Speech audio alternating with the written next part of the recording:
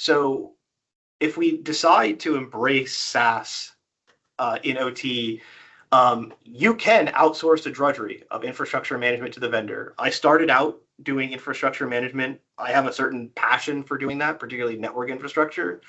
But if I could concentrate on higher value things and delegate to somebody else, by golly, I would do it.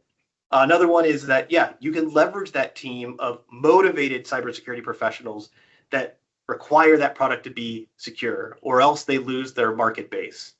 So there's a big incentive for them to take care of your environment.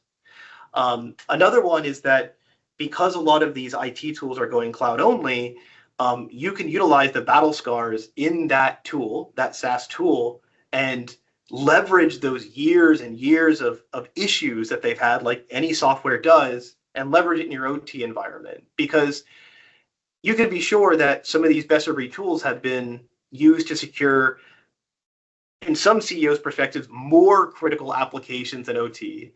I would contend that some CEOs would think that their ERP or SAP system is more critical infrastructure than their facilities. Now, I don't know if I agree with that, but at the end of the day, that is the keys to the kingdom, is the ERP system. So, and these tools are already protecting those. But on the contrast is you have to be super, super, super careful of the vendor that you choose. Even though you can change them quickly, you give some implicit trust with that vendor or the company that's giving the implementation of that product.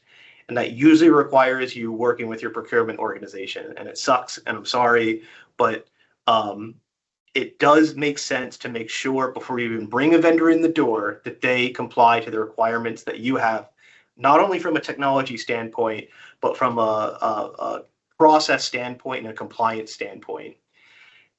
And even with that, because you have that additional time, you got to be hyper focused on the configuration management and log review, which you should have time for because you have offloaded the infrastructure management to someone else.